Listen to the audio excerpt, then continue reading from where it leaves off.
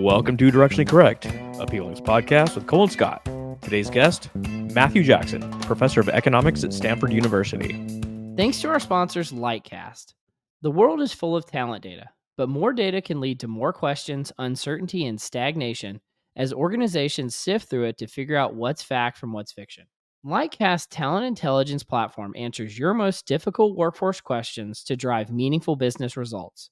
With more than 20 years of experience as MC in burning glass, Lightcast accelerates your work, bringing together hundreds of billions of vetted, constantly updated data points and incredible insights to drive strategic talent decisions. Your organization can tap into the deepest open repository of skills, supply, and demand data in the world to transform your hunches into a skills-based future for your organization. Lightcast's flexible solution, used by 67 of the Fortune 100, can integrate your own data, be guided by in-house talent experts, and give you the tools and confidence to explore it for yourself. To learn more, book a demo at lightcast.io. All opinions are our own and do not reflect those of any other organization. Like this morning, I got kind of worried for the pod because I had like an inkling that I may have had a kidney stone. And I was like, this is going to be a nightmare if I got to stand here for an hour. Yeah. Well, and you told me you've had those before, right? Yeah, I had was September, was it over the summer. I don't know. It warped my mind. I'll put it that way. It was Yeah. so painful. Because I had one the second day of my new job. Like a And lazy it taking lives a up to day the off. hype, man. Yeah, it's like it's not playing around. I thought I was dying. I thought my appendix burst. I thought that something had gone terribly wrong. Did you feel the same thing? Yeah, like I thought I was gonna die, and I went to the emergency room. I went to 3 different it was the same. I went to one, they kinda turned us away, so we went to another. I threw up in the parking lot on the ground and then went back to the original one because the other one had a 2-hour wait, and God. just like I screamed at the doctor. He said he was gonna get the police to come get me if I didn't stop screaming at him, and, Really? yeah, Man, it was you're that wild, painful. man. I think they thought I was, like, messing around or something. Well, there's gotta be Yeah, so many people that come into the emergency room, they're like, "Oh, I'm in pain, give me some, fentanyl, morphine, whatever it is." yeah. When I thought my appendix had burst just because the pain was so acute and where it was, Yeah, but then I ditto, guess they can ditto. just touch your tummy, and if they let out and you don't just, like, writhe in pain, that means your appendix hasn't burst, and so they put me through a machine and did the whole, like, they figured out, and the guy, I feel like he was shaming me. He's like, "It's not even that big of a kidney stone." I was like, "Whatever, dude." Well, I'm glad there's consistency in medicine because that's exactly what they did to me. It just felt my belly, and I was like, "I don't know, that doesn't hurt, but, like, we'll just say, like, the rest of my freaking torso does." Did you, Yeah. they give you a little cup or a little strainer to try and catch it? Yeah, they did. It Did you was catch it? wild. I it may Ah. still be in me for all I know. Like, in all seriousness. I got the strainer. I didn't catch it, but I did see one come out. It was wild. So there were multiple ones? Apparently, yeah, that's what Oh, the wow. PET scan showed. Well, Dr. Matthew Jackson, have you ever had a kidney stone? Kidneys, oh, no. Ooh, luckily, I've heard the pain is quite excruciating. The weird thing about it is the period of time between when it starts and when you're, like, in life-altering pain is only, like, 2 hours, maybe even an hour. Like, you go from, like, "Hmm, that feels weird," to, "I'm dying," in, like, 2 hours. The, the the worst is not knowing where the pain's coming from, right? Like you don't know what is going on, and it's excruciating. Did the doctors like proclaim that childbirth is much worse than this? To you, Cole? Yeah, yeah, I mean, everything is, like, a point of comparison, like, your pain isn't legitimate, this isn't real. It's like, this is the worst thing that's ever happened to me, you know? Well, these are like network effects, right? Like everything's relative. Like you're always in comparison to something else. Very Yeah, much like a network effect. Yes, good yeah. transition. Yeah, judging other people's pain is something that's just impossible to do, right? You can't put yourself in somebody else's shoes. Absolutely. Well, it's great to have you on, Matthew. We talked previously, but I was telling Cole I got an embarrassing story that you don't even know about this. That several years ago, I started recording your YouTube videos, and I pull the audio from them, and I'll use them to go to sleep by every so often. Often. I'll rephrase. He told me it was every night. So Uh, Well, you yeah, got no, to get your network analytic information in, man. yeah, I'm not sure that was the intention of the videos, but glad. You got to learn about little influence, little contagion. Yeah, I feel like that's a very intimate thing to tell someone. no, but they say that the things you listen to just before you go to sleep, or that you're thinking about, it really gets your brain going, and your subconscious is working all the time. And you know, whatever it's like, a lot of times I'll go to bed thinking about a problem, and then I'll wake up with an answer and have no idea how I came Yeah. to that answer. Right? It's you're trying to figure something out. You're trying to wrangle with something. You go to bed thinking about it, and the next morning there's this light bulb that went on, and your mind was working all night, even though you weren't actively thinking about it, and suddenly it came to you, right? And it's mysterious, but it's cool. It is cool. Well, Matthew, I'm curious. So, my understanding is that you're big into network analytics, but you don't come to it through a traditional background of what I would say most people come to network analytics. So what is your background in, and how did you come by studying this space? Yeah, I mean, it was serendipitous, accidental. I I was trained in math and then in economics, and having a lunchtime conversation with a friend, and we were talking about power. How do you get power? What does power mean? How do what are the different forms of power? What does it mean to be influential? Was And so this we just Jeffrey started. Pfeffer? Yeah, I mean, that's that it sociologists and organizational people have been thinking about this for eons, and we were just coming at it completely fresh, and started looking at it more from a economics game theory point of view.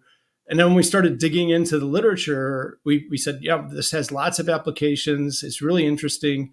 People have looked at it, but not from our perspective, like as an economist. Hmm. And so that just set us on a path of like trying to model it with game theory, and thinking about how do you acquire power, who gets it, what circumstances. And then that led us to just modeling networks and trying to understand them. And it was just sort of, then you start looking around in economics and you realize, oh, networks are everywhere, and we haven't really taken those into account before. It's not like there's these organized anonymous markets where everybody interacts. People deal with other individuals, and they make a difference in your life, and that changes your personal behavior. It changes business behaviors. It's so we just started, and then I guess for the last 25 years I've been on that road. This is where, like, I think Cole would really enjoy your work. I admire it quite a bit. I came across it from other means, but like the strategic nature, like strategic complements, and like games on networks and this sort of stuff, and like how people accumulate power. Like typically, we talk about, say, like network influencer. They're an influencer, like they're out there taking selfies, etc. But no, there's like a complete dynamic that takes place in organizations or even globally. You do a lot of global financial sort of stuff, and to your point, like networks are everywhere from micro to all the way to the macro. Yeah. I mean, and just as you're mentioning, people think of influencers as people who have just lots of followers, right? Because now Yeah. we see social media, and you say, okay, look, so and so has millions of followers, someone else has tens of millions. They're even more important. But there's different ways in which you can be powerful or influential. And you know, if you think about trying to get other people to act in concert, and not just buy a particular product, but to coordinate, that's a different kind of influence. If you're thinking about trying to enact change, a dramatic change in an organization, You have to have the responsibility, but you have to have the right connections within the organization to get the right people to be able to buy into it, and so forth. That's very different. It could be, knowing a few key people is much more important than having lots of followers who, pay a little bit of attention to you. So, going through that, leads you down a network path where you're trying to understand a lot of this. Yeah, I've heard power defined as A gets B to do something that B didn't intend to do. And so to me, the definition of like a social media influencer is very devoid of power, right? Because they don't really have a lot of that. It's just a lot of people happen to see what they do, right? Whereas power is kind of the exercise of influence. And so, like, I guess because I bet you I've come across your work before. I didn't know it was you, frankly. I'm I curious. reference it quite a bit on this pod. Yeah. Well, yeah, and Scott, you're one of his greatest hits. It's because he listens to you before he goes to sleep, Of course. right? Of course. But I'll say this: like, how did networks play a role in the influence of power, like A getting B to do something they didn't intend to do? Yeah, I mean, here's an example I actually talk about in one of the books that I always find it fascinating. It's like the rise of the Medici in Mhm. Florentine, Italy in the 15th century. Um, there were lots of powerful families. So the Medici were not the richest family. They weren't the best politically connected family, but they had marriages and business dealings with other families. And when you look at the network, they look like the center of a star. So there's a bunch of other families that are only connected to, through them. Whereas the sort of rivals that they were against were in this kind of cliquish structure. And that meant, that Cosimo was sort of the first real godfather. And the godfather, you think about, why was the godfather powerful? The godfather was powerful because he could give out favors and broker favors. People had to come to him to get things that they needed. And then he could get other people to do those things because they owed. And so being in that connector position where you're able to coordinate and get people to interact in certain ways, that's a very powerful position. And it's very different than sort of being in a clique where everybody knows each other and nobody has to listen to any particular individual, right? And Yeah. so that you look at that network structure and you see the power there. I have one question because I've read and listened to a lot of economic stuff, but I really don't know anything that I'm talking about. Is what you're talking about the same thing that economists call rent seeking behavior? Because I know economists say rent seeking all the time, and it's like the biggest dish you can give someone. It's like, oh, you're a rent seeker. But is that the same thing? RENT? Rent? Yeah, rent. Rent, yeah. Like, oh. Yeah, I mean, so rent is this term that goes back centuries, in fact, in economics, which was originally referred to as sort of profits, right? And so economic rents you think of as the profits that accrue to something. So, like, if I have some land, the rent that I'm getting on that land, you think of as the profits that I'm getting from that, or the rents that I'm getting on some capital. Rent seeking is, in some ways, like if you think of Adam Smith, the invisible hand, that's what people naturally do. They're moving around seeking trying to arbitrage things, looking for places where they can get higher returns on their money or whatever. So in some sense, it's pejorative if you think of it as greedy. But on the other hand, it's sort of, it's what makes the economy work in some ways. People see an opportunity and often they're doing something that's helpful to other individuals, and that's part of the reason they're earning a rent for it, right? I don't know if you think about, like, Michael Jordan earned a lot of rents for being an amazing basketball player, but he brought a lot of joy to people, especially Chicagoans, who grew up in his era. So that's there's rents that are quite deserved and valuable. No, that's really helpful. Again, I don't know what I'm talking about, but I'll pimp one of your books, The Human Network. It was actually given to me by a friend, and it sat on my shelf for like 2 months until I was flying somewhere, and I read chapter one. I was like, oh my god, this is sort of like a different book. It's a much easier sort of like foray into networks, and kind of changed my mind about it. And you talk about different sources of power, just like the group modeling, right? So your opinion essentially gets averaged over a number of different people, and in this way, like contagion can start flowing, and etc. People can change their minds over specific issues, this sort of stuff. Um, with that said, like, where did you find all this stuff? Like, not coming from a network analytic background, like, who do you borrow from? Who do you see as your influencers? Yeah, I mean, actually, that book, and it was sort of an education. Writing a book for the popular world Hmm. is is very different than writing a textbook, right? So, writing a textbook, you just have to be precise, you have to be exact, you have to know, make things clear. Writing a book for the general public means that you want to convey ideas in ways that you've got sort of like the perfect examples that illustrate the points, and that means you have to find those examples. And it's very different. Like as an academic, we're used to making very specific statements. You'll say, if blah, blah, blah, blah, then such and such holds, right? So you're always making Yeah. these qualified statements. And that sounds awful to the general public, right? You only say, well, this might happen under these particular circumstances that we happen to see in a lab, and we're not sure if the theory's right. They just want, is this going to happen or not, right? You want a yes, no kind of answer. And so writing a book like that means you have to find examples that illustrate the nuances and all the points that you're trying to make. And that means you have to borrow a lot from, just other writers, generally, looking out there in the world to see situations that have occurred that are illustrating what you're trying to talk about. And networks is this area which cuts across pretty much all disciplines, right? You find it in physics, you find it in econ, you find it in psychology, sociology, anthropology.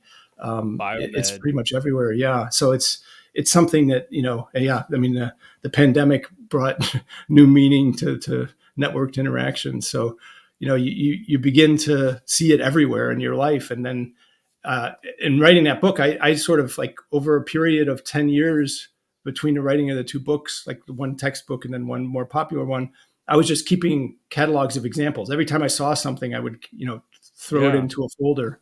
And then I had this big folder full of stuff that I started going through when I started writing the book. This whole pod started because Cole's writing a book. Yeah. Yeah. You want to hear something ironic about that? This has come very full circle. And I talked to a publisher today. So it may Really? actually be happening. Yeah, not kidding. There is So life. it might be back on. It's gone through like multiple iterations. But um, What's I it want about? what? What's the book about? Oh, well, it's changed a whole bunch. I think we're exploring kind of a new area right now, but it's going to be related to people analytics in some way. Uh, Um, I'll say this: I was very curious about the applications, Matthew, of how you apply concepts of networks to the real world. And you sent over this example about Facebook data connections across economic classes. And I thought this was fascinating. Do you want to talk about like some examples of how you can use this data in the real world? Yeah, sure. And in fact, one thing that so this has been a big project that we worked on it for 7 years. And when we pushed really hard and worked with Facebook to be able to release the data. So we actually have a website where you can go and see all the data. Yeah, there you go. So if you go to socialcapital.org, you can find all the data. And effectively, so this was work with Raj Chetty, Teresa Kukler, and Johanna Strobel were former students at Stanford. And then Mike Bailey was working at Facebook. We had this huge team to get the data together. But the kind of concepts that we were looking at was, Raj had been working for many years trying to uncover what do patterns of social mobility look like, or economic mobility in the US. So when you look at a map, you see these geographic patterns where the deep south has much lower mobility. If you look at like the Dakotas, Minnesotas, they actually have very high economic mobility. Kids who grow up in poor families end Mhm. up doing fairly well. So we we're trying to figure out why is that, and a lot of the usual economic predictors and other kinds of things, just race and things like that, don't actually explain a lot of what's going on. And so what we started looking at was social capital measures. So, trying to figure out what is it about your social structure that predicts your chance of growing up poor, but ending up, doing pretty well. And so, in the end, I mean, to cut to the chase, one thing about networks really popped out, which is how well connected poor people are to rich people. So look at people born with below median income, ask what fraction of their friends are above median income. That's a simple measure we call economic connectedness. So, how connected across economic lines is your given area? If it's well connected, people will be mobile. If it's not connected, they won't. And it's really highly predictive. And so that was sort of, the foray we made into it. And then we dug into like things like high schools and colleges and tried to figure out, where are people making friendships? Why aren't they connected in some areas? Why are they connected in other areas? And it's had probably the highest quick impact I've ever seen in any of the Is research I've been involved are you in. able to dig into the data and see that this is related to, like, say, weak ties or knowledge of different jobs that are popping up or, like, different skills or just a different way of life? Like, if you don't know an option exists, you're, of course, not gonna be able to pursue it. Yeah, exactly. So why does economic connectedness matter? It seems to matter at a pretty young age too. So a Yeah. lot of it might not be like, future in the future. It can matter because of your job contacts, right? So eventually, when you're out of college or wherever, and you're looking for a job, and you've got some friends that actually are working somewhere that can help put you in touch, that helps eventually. But at an early age, it looks like there's a lot that's going on just in terms of aspirations. Are other kids studying to go to college, or are they planning Yeah. on working in the local community? Are they taking exams? Do they turn in their homework? Kids are incredibly influenced by the environment they're in, and so if nobody's doing their homework and nobody's planning to go to college that they know of, that's the path they'll follow. And so, having those connections can be incredibly important. I Well, used to work for I a remember because you also sent the New York Times kind of visual that showed this, and I remember seeing that when it originally came out and being fascinated by it. And I've even seen other research that show like there's like the great sorting mechanism where like college educated folks marry other college educated folks, and people that don't go to college marry each other, and then they even Mhm. settle in different locations all together. And like you might even be able to see this encoded in people's DNA eventually, like almost like and that being kind of a potential, or you could even see it playing out in society right now as a potential social ill, is like if you know that economic mobility is tied to these interconnections and people are sorting themselves out and not ever interacting, it's like this is even being codified into what it means to be a human. And Yeah, so I yeah. mean, I don't know, that's just, it's fascinating, but it's also scary at the same time. Yeah, yeah. And you think about it, there's so many, as you're pointing out, there's so many different forces in our lives that push us in those directions. Whether like if you think about schools, part of the reason that wealthier kids and poorer kids don't end up in the same classes is because you have tracking, right? You've got like AP classes and honors Mhm. classes. So they get separated, and then they're hanging around different kids. And then some of them go to college, they meet other people and they hang out with them in college, and then they end up marrying them, as they say. Then they're going to live in different communities, partly based on housing prices. Can you afford the house? And so like there's repeated things. And now you think about, you put on top of that social media, where you're being directed to certain content or other friendships based on which platform you're on, and what the algorithm is finding for you in terms of connections, and saying, oh, this person looks just like you, you should be linked. And so, there's so many different forces that push us in those directions. It's really hard to maintain like, you know, diverse economic or social relationships. It's very counterintuitive, counter force in terms of our lives. I'll give you a personal example. I used to work for a test publisher in Austin that created all sorts of assessments. I was a psychometrician there, creating verbal ability, mathematical ability tests, all sorts of stuff. And we were norming a cognitive ability test. And I had this like young, like 17-year-old girl come in, and like she scored off the charts. And we're paying these kids like $100 to take this like long, like 12 subtest uh, assessment, and she's scoring off the charts. I was like, "Well, what do you want to do?" She's like, "Well, I'll be a hairdresser." I was like, "Oh, you could do so much more based on what you're scoring here." It's like just not exposed to Yeah. any sort of other environment, right? So she didn't even see Or that she as a might be that, possibility. might be the hairdresser that, gets their own television show and does celebrities or something like, Like Yeah. cognitive ability is fungible, Yeah. right? Yeah. yeah. Yeah. Yeah, I Yeah. mean that's a great example. I mean, it's like people that have all kinds of talents that don't necessarily get matched to the right situations. That's tough. Yeah. How Well, I about wanted to bring it maybe a little closer to like what what's going on right now. I feel like we can't go an episode without talking about AI. It annoys me, but it's also relevant. And it seems like you've done some research related to AI chatbots and how they're behaviorally similar to humans. Do you want to talk about that at all? Yeah. I mean, that was a really fun project. With we're basically we're looking at how we can test chatbots just to understand their behaviors, right? So the basic idea here, this is with Xiaozhu Mei and Yutong Ji and Walter Huan, and what we started talking about. Look, these chatbots are playing important roles in our lives, and um, one thing that's pretty clear is that they're able to process huge amounts of data. They're able to see all kinds of things that we can't see and process stuff. So they can give us information. And so, but the ways that we're interacting with them, they can also be giving us advice or, yeah. doing other kinds of things in our lives. And the question becomes, how do you test what kind of personality they have, what kind of judgment they have, what kind of, I don't know, behavioral tendencies. Are they generous? Are they cooperative? Those kinds of things.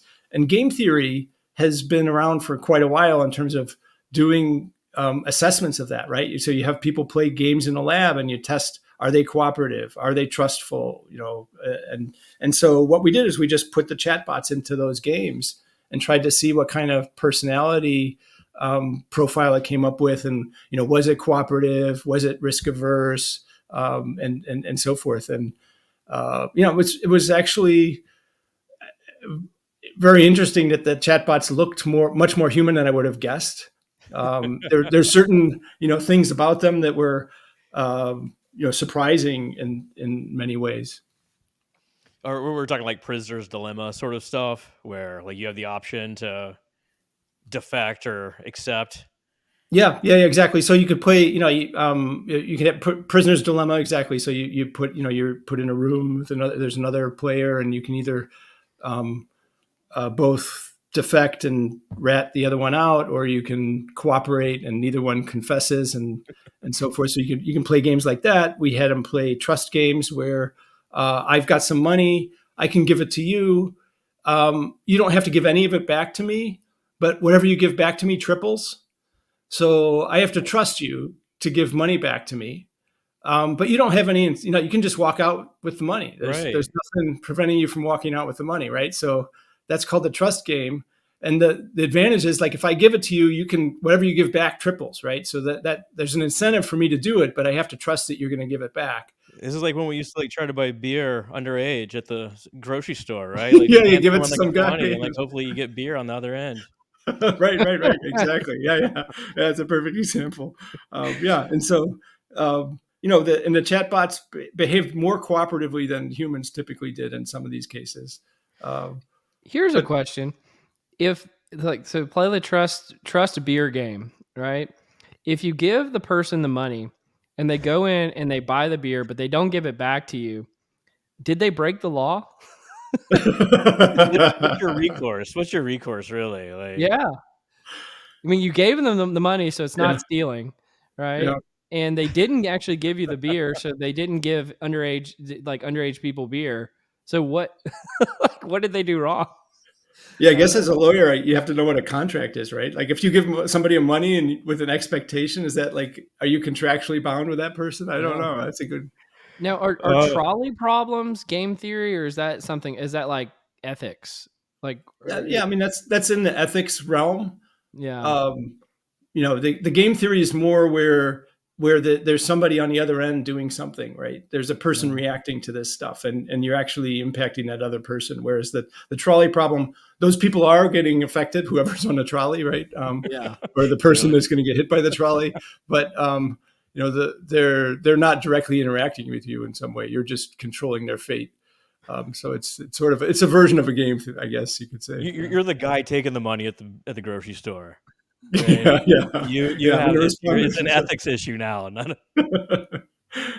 Now, I was out in the Bay Area not that long ago, and I got to walk around Stanford's campus, which is beautiful. Now, are you at Stanford, or what are you doing nowadays? Yeah, yeah. I'm at Stanford. I'm on sabbatical this year, so uh, I'm actually just writing most of this year. So I was department chair for the last couple of years, Oh, you're and not drinking a lot of margaritas or something? Like, yeah, yeah. It's 5 o'clock somewhere, right? yeah, Yeah, no, it's been nice. So sabbatical is really a chance to recharge a bit and you know yeah, do deeper thinking and longer term thinking. So it's fun. It's really nice. absolutely. Well, I know you asked us about this before, but are you ready to do some confusion matrix? Sure, sure. The confusion matrix. So we're gonna ask you 5 questions. Play along, Cole, if you care to. Yeah. Number one, do you know your Uber score? This is a very social network sort of score, Oh yeah, social Uber credibility scores. score. Yeah, no, I don't know.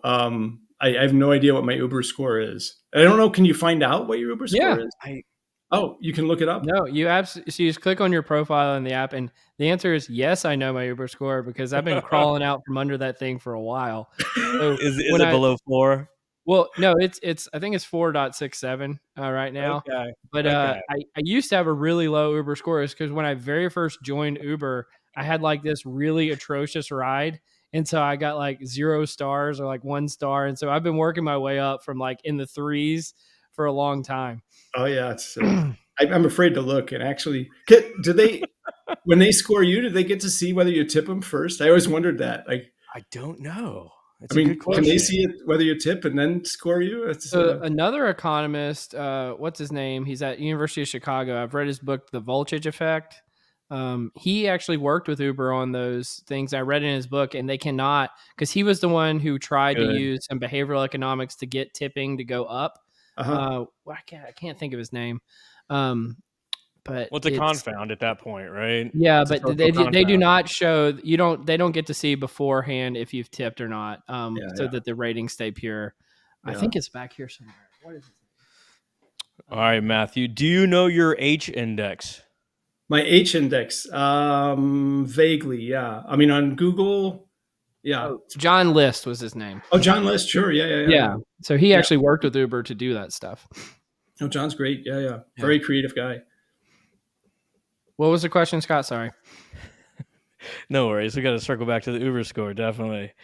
Do you know your H index? According to Google, anyway. Yeah, yeah. Google, I think I'm in the 90s, probably. Ooh, he's 93. crushing Very it. good. Look at that. I don't have an H index, so I know I don't. It's zero or whatever nothing is. I think mine must be 2. Yeah. Something like that. Okay, here we go. What's the most expensive meal you've ever purchased or had? Oh, interesting. Oh, yeah, yeah. No, most expensive meal I've ever had. Oh, it's almost definitely in France at a fancy restaurant in Paris. Yeah. Yeah. I think my wife and I went to Taiwan once, which is like a 3-star French restaurant. It's one of those, once in a lifetime kind of experiences. Was it Um, worth it?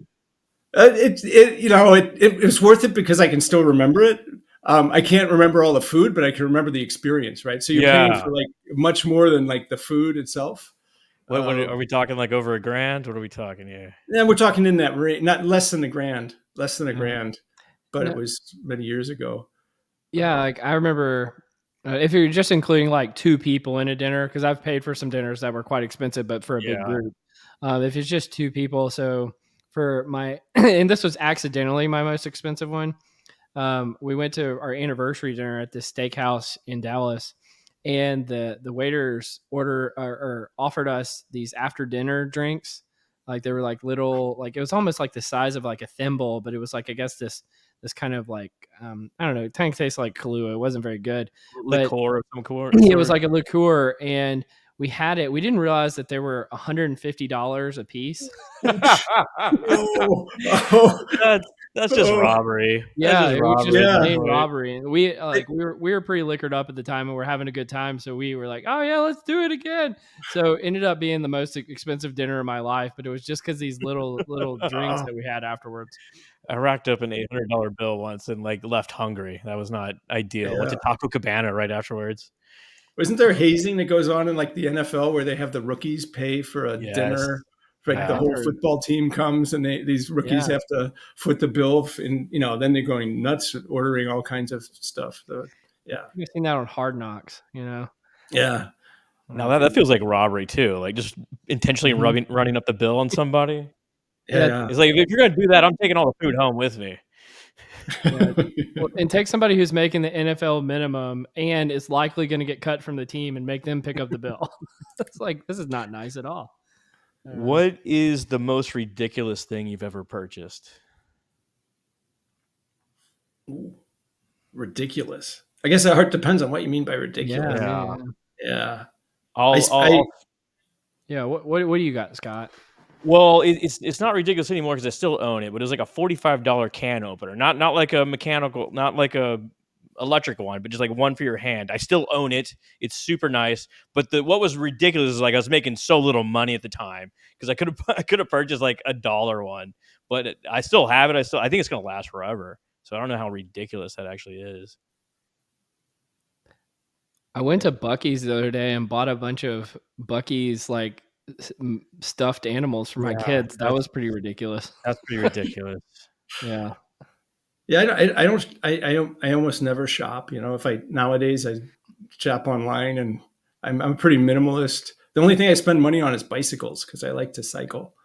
Oh Are you yeah, like a road cycler or a mountain biker? I both actually. Yeah, yeah, yeah. So I own. I could say ridiculous. I own a ridiculous number of bikes that I've accumulated over the years. So And bikes I've can raced get for many years. crazy expensive. Like what's the like oh most yeah. expensive bike? Is it like $10,000, something like Yeah, that? yeah, yeah, yeah, yeah. Wow. Yeah, it's in that Whoa. range. And you But I pick have more those up, miles and on my bikes than is they're like what 2 pounds. They're like so light. they are incredibly light. Yeah, I mean Like high the end frames price. nowadays are they're feather light. Yeah, yeah, they're amazing. But it's a yeah. That's like the only thing I spend money on is bicycles. Did you go to the Tour de France while you were in I've been France? there. Yeah, I've seen many stages. Yeah, yeah. I'm a real fan, and yeah, definitely. What was that like? You sit there and then they all go by in a matter of like 45 seconds. You're like, well, Yeah, yeah. yeah, there you go. Yeah, if you see the middle of a stage, it's really yeah, exactly. It just blows by you and you don't see anything. But if you go to like the start or the finish, then it's kind of cool because you see Mm, the teams, like you see all the people behind it, like the huge yeah. number of peoples that make that go. It's they call it a circus. I mean, it's almost there's thousands of people behind the scenes making everything work, and Yeah. mechanics and team masseuses and people feeding these people, and then the press, and it's just amazing all that goes into it. Yeah, Yeah, imagine watching it's kind of like watching Formula One where just go whew, right yeah, by you. exactly. And Yeah, it's a NASCAR. lot more interesting to see, like, see the pits than it is to see the cars go by, right? Yeah. Y'all want to do one more? Yeah, Let's there's one see here. more. Have you ever freaked out on a flight, on an airplane flight? No. Mm. No troubles? Never any questionable moments? I mean, I've had troubles, but never freaked Yeah, out. yeah, You know. yeah. I was on a flight into Denver once where we missed the runway. Oh, Um, oh Ooh. yeah, wow. and the pilot gunned the engines. Like we touched down, and there was this huge gust of wind. It was the old Stapleton, so it was like too close to the mountains, really windy day. Plane got blown to the side, bounced off the runway, and just gunned the engines and went right back up. But you didn't have time to freak out. Like by the time you realized what was going on, it was all over. So it Yeah, was, um, we're all good. We're all good. yeah, I was flying into Prague and like I don't know if we actually touched down, but we got dang low and we went back up in the air and like everyone's like, what the heck's going on? Like yeah. we circled the town and came back and landed. But like at some point in the air, the pilot's like, we had there was a plane on the runway. It's like, oh my God. Oh Oh, my geez. God. That was a plane on the Yeah.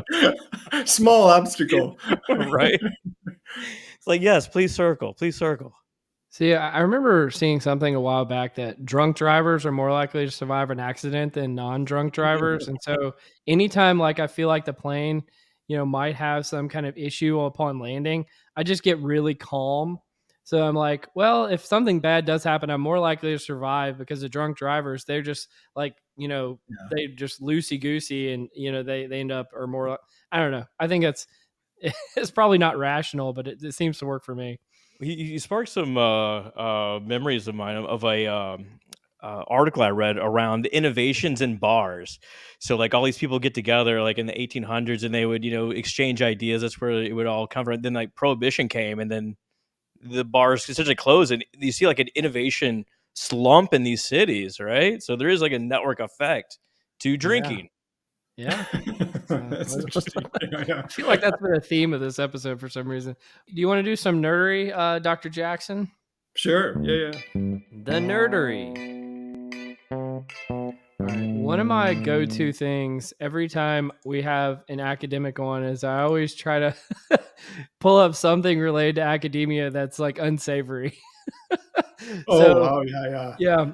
So Yeah. this came out in Science just back in February, and it's titled "Vendor Offering Citations for Purchase is the Latest Bad Actor in Scholarly Publishing." And so what they found in this article, and this is more of a popular press type of article from Science, is that there were over 1,000 researchers that they've identified that have been paying this vendor to increase their H indexes. So I thought it was ironic, Scott, that you were bringing up the H index earlier, that these people were paying a vendor who were boosting their citation counts. Again, I don't know exactly how they were doing it, but that's, I guess, under the latest issue of what's going wrong in academic publishing is now you can boost your H index by paying a vendor. And I don't know, what do you guys think about this? Yeah, I mean, it's predatory publishing, predatory conferences. They're all over. I mean, I get so many solicitations a day for send your article to us. We will publish it. You know, Yeah, ditto. yeah, join our conference, and you can be a plenary speaker. And it's amazing that it's proliferated very quickly. And I have no idea like how many of them are making money off of it, but there's enough of them out there that it's somebody's got to be making some money off of it. It's Yeah. frightening. I like to think of us as a predatory podcast. So we're just like using you, right? Um, like, have you? How do we combat this? I mean, there's all sorts of incentives for academics to get published. The incentives for journals to make money. Is there a way around it? We've talked about this before, but Yeah, do you no, have it's any idea? hard. It's hard, and that kind of stuff's been around forever. I remember when I was at Caltech, we had a student that we admitted who had a perfect score on like the TOEFL, which is like your Foreign English as a language? foreign language Yeah. Yeah, test. it's like what international students use, right? Yeah, yeah, and the student showed up. They couldn't speak a word of English. Just nothing, right? Zero. And they failed out, and it was clear that the student hadn't taken that test. Somebody had to Yeah. take the test for him, right? So like that kind of stuff has been around for a long time. It's just but it ends up being harmful, right? Because that means, and then we had to be more careful about who we admitted, and then we couldn't trust the TOEFL scores anymore, and it was extra. So you'd be more Yeah. cautious. It changes your behavior, and yeah, it's damaging, right? It can be damaging. That's like the one thing I always wonder if people who try to cheat on this. I know that show Suits, like the whole premise of the show in the beginning is the guy takes tests for people to get into law school. And it's like, what did the people think was going to happen when they got there if they showed they had a perfect score and they're like an average or below average intelligence person? Did they think they were going to fool everybody for like 2 years or 4 years or however long it took to get through whatever they were doing? Like, what was their plan? Yeah, yeah, I know. It's like they weren't thinking that far forward, right? It's like, yeah, just get in and it's your ticket, right? That's the hope. Along the same lines, I saw recently that there's a golf tee time broker ring in California where people go in and buy up all the tee times and then charge double, triple, quadruple the Oh, actual fee for these public courses. now you're in my realm. This kind of Yeah, stuff I figured happens I'd bring you all the in. time. I literally knew of people who created a hacking tool to hack into golf tee times to be able to get the best ones. I mean, like, people are serious about this stuff. It happens everywhere. Yeah, and actually, it's hard to think of any like conference or sorry, concert or like ball game you go to now where you're not buying tickets through some like a resale Reseller. site or some kind of Yeah. intermediary who's bought them up and then reselling them. It's really interesting how rapidly that's taken over. Where you have Mhm. all kinds of intermediaries and different sites that are stub hubs, and a lot of the sites resell their own tickets now. Uh, Yeah. I actually yeah, met a guy at a happy hour one time that's what he did for a living. Is he just had these things that scraped websites, went in, bought tickets to concerts before everybody else did, Mhm. resold them, and like, basically had it completely automated. So like he didn't even have a job and he made all this money from it. It was insane. yeah. Yeah. What's a predatory conference? Like, what does that look like? Is it just Yeah, I've never been to one, so I don't know, but Oh, I can okay. imagine. I mean, I don't even know, do the people still go or they just pay the fee and then get Yeah, listed on the program and then not actually have to show up, and you get a and then line they on your can list Vita their for $20 or something? yeah, Yeah. yeah, I just think it's amazing what people will do to get tenure. yeah. But part of it's like the technology comes and then people figure out ways to scam it, and then eventually we figure Yeah. out ways to stop this, like spam email now is less of a problem. I thought it was gonna be paralyzing when email first started, right? You suddenly get all this stuff, and you figure out ways to filter it and to get around it, but it's costly. Then we spend time, having coders figure out how to identify spam, and we're constantly in a battle with it. And Hmm. this is the same kind. This is like academic spam, right? It's Yes, very, very yeah. true. Well, Scott, have you ever looked into dream analysis? You wanna go there. I Okay. This do. is an interesting study. It's called Pandemic Dreams: Network Analysis of Dream Content During the COVID Lockdown. So, this is a cool way to get at what is otherwise, obscured, data. So, sporadic changes in dreams and sleep patterns are normal, but did the lockdown down actually change dream content? So, dreams reflect our waking content, as you referred to earlier, Matthew, and it could impact collectively shared dream content. So what they did is they got 800 people and they provided dream journals over 1 week in the pandemic. I think it said like week 6, so it's fairly early on. And they applied network analysis clustering to the dream content using single words, associate dream content, and allowed for identifying novel and shared dream content. So they identified different clusters such as disregard for distancing. So that'd be things like mistake, hug, handshake, restroom. Or it could be travel difficulties. So like lost suitcase bus, this sort of stuff. But kind of it's a wild way to get at uh, shared sort of mentality, right? We're all linked not only in like how we talk to each other, but perhaps our own thoughts. Yeah, shared anxieties, right? Shared anxieties, yeah. Yeah, yeah, yeah, yeah. And COVID brought out a lot of them, right? We were all facing this unknown situation and lots of the same unknowns at the same time. So you can imagine it yeah, that would be on a lot of people's mind in the same way at the same time. So Yeah. yeah, it's a fascinating article, right? It really is. I mean, it's surprising. I don't know if they had like a control group to compare against, but they said there were 33 dream clusters, 20 of which were bad dream clusters, and Hmm. 55% of which were pandemic specific. Which, I mean, it tells me like I don't think that many people are having bad dreams on a regular night. So I think it qualitatively changed people's sleep while that was going on, because that's a lot of bad dreams that are related to pandemic specific events. And they Yeah, said that folks that were, I don't know how they phrased it, but people that were really freaked out by the pandemic had, obviously more of this sort of content versus people that just saw it as a way to get 12 hours of sleep a night. It's like, oh, thank God Yeah, for getting this your healthy pandemic. 12 I can hours. finally relax. Yeah, Yeah, that's I mean, a good. lot of people going through a lot at the same time. It's interesting that and the nightmare part, the part I find fascinating is that, dreams are somehow both processing our memories, helping us Yeah. remember stuff, but also maybe taking us through anxieties and getting us used to that. So they say, actually nightmares aren't necessarily bad for you. Like if you've had the nightmare Mhm. before, then you're prepared for the bad outcomes in some way. Where if you haven't, you're unprepared completely if something bad hits you and you haven't thought about it before. Um, What so about if you have recurring nightmares? Is that the same thing? Yeah. yeah, that's probably not good, right? Maybe that's a depression sign or something. I'm in the nightmare probably more than nightmare than the good dream guy, but I'm not sure what that says. I I keep used to have having this this recurring nightmare of me being naked on a podcast. I don't know why it's happening. I used to have this shitty job, and I would dream all night about going in and, like, working with these terrible people, and, like, I'd wake up and, like, "Oh, damn it.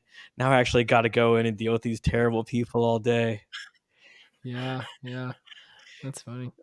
Well, Do you have Scott, a I know a favorite running moment from theme. the do you have a favorite memory from the pandemic? Do you miss anything from the pandemic? Let me Like, think. Honestly, the beginning of it was quite miserable. I felt like I was so I we didn't have a home office, and so I had to Yeah. turn my bedroom into my home office. And so I wake up, and I think it was the point of comparison thing that really drove me crazy. So I wake up. The only time I'd leave my room was to either go to the kitchen to get something or to go to my bathroom. But I sat right near the window in my bedroom, and everybody else, it seemed like on Earth, wasn't working, and so they're all outside throwing Yes, frisbee, walking their dogs, absolutely. like living their best life, and I'm sitting in here like literally not leaving my room for like 23 hours a day, like I'm in solitary confinement, and it was driving me nuts. yeah, I we ended up having my daughters move back home. They were back home for the time, so that was really and the one nice part about it was having them at home, and we just family together time, but played a lot of games. I think, a lot of games. yeah. Yeah. Early in the pandemic, I was living in a, semi high rise in Dallas, and, I made friends with the pigeons. I started feeding the pigeons on my little stoop there. Yeah. What But a it weird is time. funny, like, early on when everyone went, like, remote and we started, like, going into, like, this, like, Zoom culture, I saw a lot more, like, headsets. When people got on Zoom, everyone's, like, wearing a headset, and, like, you don't see that anymore. Everyone kinda Yeah. gave that up. Well, I think the technology got better too. Did Like it? all of it. Like, well, I mean, I hope so. I remember.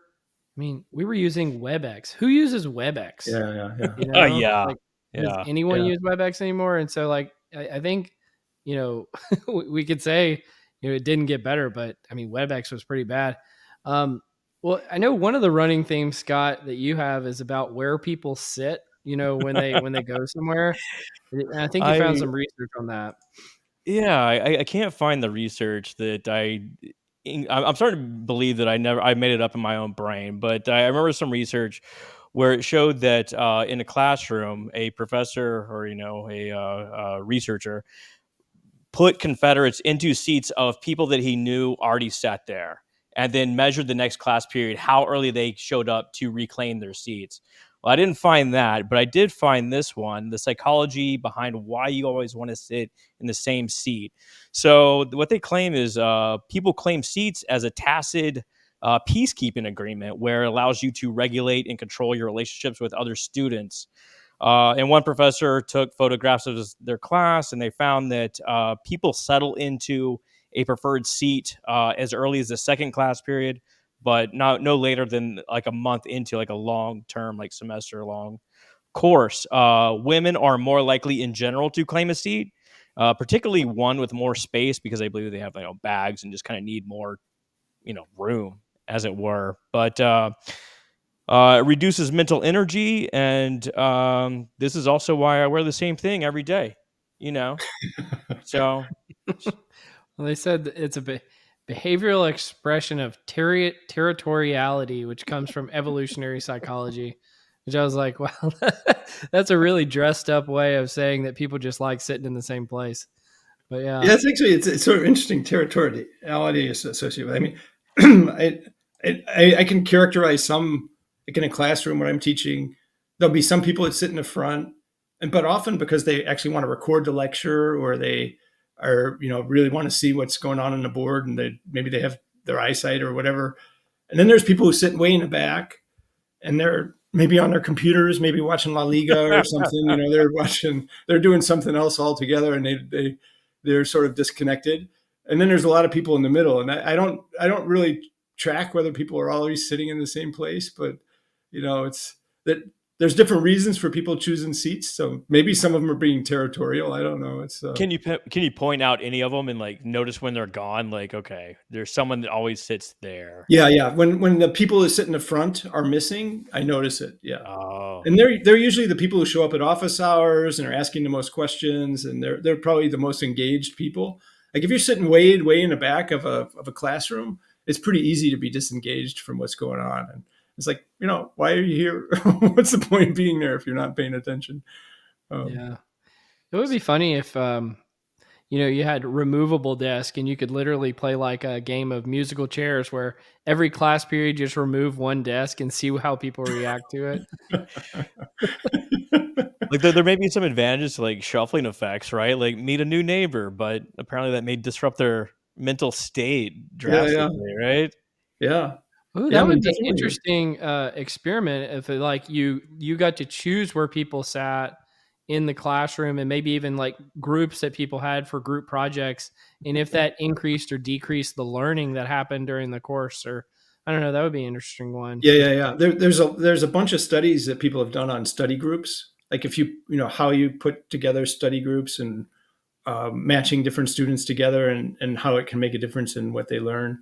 Uh, so that's a pretty active area in social psychology uh, and the education literature as well. So it's definitely stuff people study. Based on what I've seen from like your, like I said, like I listen to your your lectures as I go to sleep on occasion, and like what is really striking is sort of the collaborative nature that you have, at least in some of the classes, where students speak up more frequently than I would anticipate them doing, and like interrupt you, asking questions about I don't know, preferential attachment, just Mhm. this sort of stuff. Like, do you intentionally bring that out, or is that just like a nature of like the caliber of the students, or like, do you have an opinion on that? Yeah, I mean, I think the ideal classroom, and this is something I learned like in doing online courses. um, it has to be interactive, right? Yeah. There has to be back and forth. If it's just you lecturing to somebody for hours at a time, it's almost impossible. It could be the most interesting stuff in the world, and if it's just one person talking, it's really hard to pay attention and to listen. So it's got to be back and forth. It's got to be a discussion, a dialogue. You get an idea of what people are understanding and not. It breaks it up. It gives different viewpoints. It's so much more interesting when it's a dialogue than when it's just one person lecturing. Yeah. These huge lecture classes, that's really hard to do. Oh yeah. I have Do, a do you ever? question. So Scott and I both come from a people analytics and I psychology background, but people analytics in particular here. Is there any network related analytics that we should be doing in this space that maybe you haven't seen before that you think would be a good idea to approach? In terms of people analytics, I guess one thing I always think that's really interesting is when you look at organizations, uh, they grow somewhat organically, Mhm. and they grow differently based on who might be there. And that the network that grows internally can be either very functional. It could be that there's lots of communication across key different parts of an enterprise, or it could be that it's really cut off, and Hmm. these people just don't talk to each other. And that's not something you get from an organizational chart, right? An organizational chart like gives you who's responsible for decisions and who reports to whom, and who has discretion over stuff. That's very different than what's the actual communication that's going on inside an organization, and who's going to be able to communicate with whom, and who's good at communicating.